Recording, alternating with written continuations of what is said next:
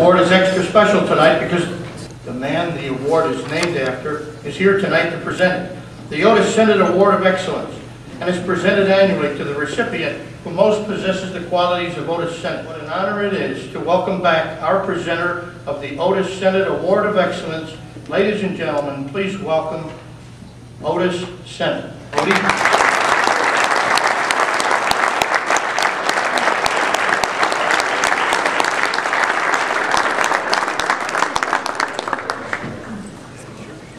Thank you.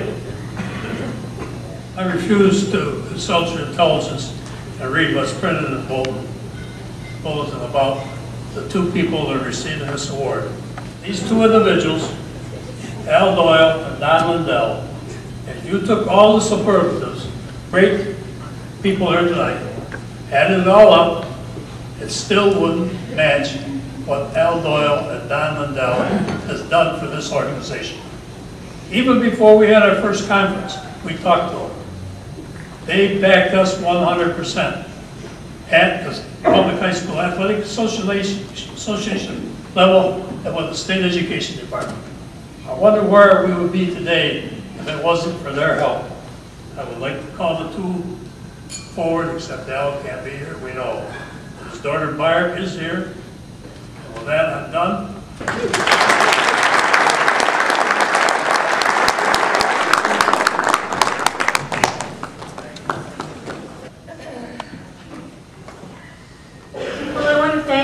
Athletic Administrators Association for bestowing this award on our father, Al Doyle. So on behalf of my sister, Kathy, my father would have been so proud to have taken any award that had Otis Senate's name on it. I think that if my dad was here, that he would want to give some of you young athletic administrators and older athletic administrators some advice. No matter what you do it 100%. He served his community, he served his school, he served athletics, and he loved every minute of it. We shared him with our community, and it was a great thing. Thank you so much for this honor. I wish he could have been here because it would have meant a lot to him. Thank you, Coach. Thanks.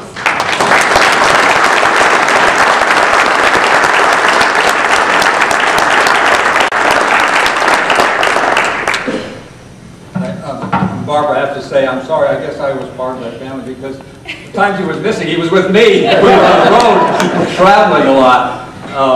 I had breakfast with Odie yesterday morning, and he was telling me about when they first couple people got together to form this organization, didn't have any money, so they each put $10 into the thing for the treasury, and he said, Dave Martin is yet to give me back my $10. I was quite surprised when Dave called me up in December and told me that they wanted to honor me. He wanted to know if I would come up from Vero Beach, Florida, and accept it. I said, absolutely. But I was quite surprised because I had never really served on E committee. I was never an officer. I didn't work on any projects with the association, and I said, doesn't make any sense. Well, why am I being honored? Oh, by the way, Al Melanda, when he called me and told me that, you know, I said, am I supposed to say anything? And he says, yeah, a few words, and he emphasized a few words, because he remembered when I was with the, by the way, I was the treasurer that you had, you know, listened to this afternoon. I used to do that all the time when I was in the education department in position. A lot of things have not changed, but a lot of others are new to me. So it was very interesting. But Al told me that I shouldn't say too much, but I got, because as the education department, he said talk too much, and I didn't say much that was worthwhile, according to Dave Martin. So I got to where I couldn't remember half the time at my age now what it is I was going to say. So I tend to write it down, put it all down, and so I can remember it, and put it in great big type so I can read it. By the way, you're telling stories. When I said that, it reminded me of when you get to older age, you start to appreciate age stories. And it reminded me of the couple that were celebrating their 65th wedding anniversary. And they invited a friend over for dinner to celebrate that. And during dinner, the gentleman kept saying to his wife, sweetheart, honey, darling, all these enduring terms. And when she went out to the kitchen to get dessert, the friend said, "That's really nice, 65 years of marriage and you still call her by all these nice, sweet names? That's pretty great." He said, "Don't tell her, but the only reason I do that, I can't remember her name." So I'm like, I can't remember what I was going to say. So I put down a couple of notes. I tried to think of why was Dave suggesting that I would be honored like this. And Al Doyle, too, if you read through the resume, neither one of us served on any committees or projects. By the way, I did do one project. I remember at one of the meetings that they asked, the internet was just beginning to evolve, and I suggested that maybe they should have a website for the association. And I don't know who was in the meeting, said, "Well, why don't you design one?" So I happen to have a son who is now a software engineer, so I went to him and he helped me put something together. And before I came up here, I happened to look at it, and he says, "It's exactly the same way we laid it out then, except that Dennis Freeth has expanded enormously." And today I learned that he has changed it, and I have to compliment Dennis on it. He's really done a great job with that. That's about the only thing I did, except that the fact that when Al and I traveled all around the state together, when the association was first formed back in 1981, we were asked if we would help promote the organization. So we went to superintendent's meetings, principals meetings, school board meetings. I was in contact with the Board of Regents and the commissioner and legislators and everything else. And so we always talked up the association, what a great thing it was going to be, just getting underway. And I'm amazed how it's taken off from the few people that started it to what it's become today. And I was reading down all the list today of all of the past presidents and various people involved that are no longer around. Some of them still are. I said, "Shit, I still remember all these people." So I'm really pleased that you give me this honor. I'm not sure that I deserve it. I want to tell you one story about Al Doyle. If you read in the resume, you know that I was a pilot and flew around the state a lot, and people that remember it, I'd come to various section meetings and so forth, flying an airplane.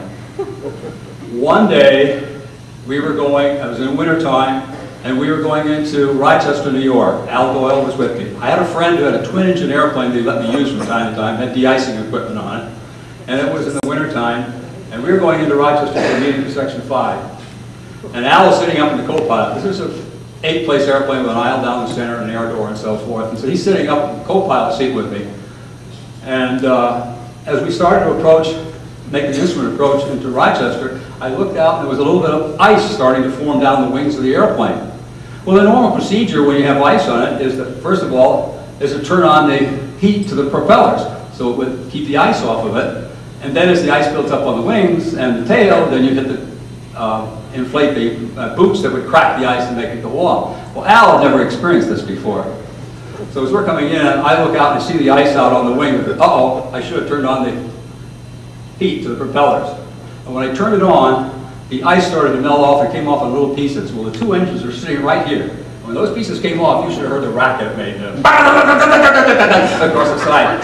If Al had a parachute, he would have jumped out right there. We got to the meeting that night, and those of you, if you remember, if you were at that section council meeting, Al went on and on about how we were under machine gun attack from the athletic directors of Sec 5 as we came in. So anyway, we had a lot of fun together. I'm glad that what we did do is to promote the organization, that it grew to where it was. And Al's family and my family were very close, known the daughters through all those years. We had a lot of occasions together.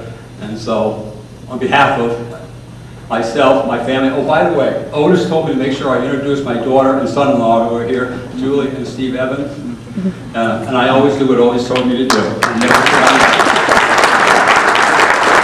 Thank you very, very much. I'm so pleased that I came up and to meet all of you and congratulate all of the people who were winners. Thank you very much.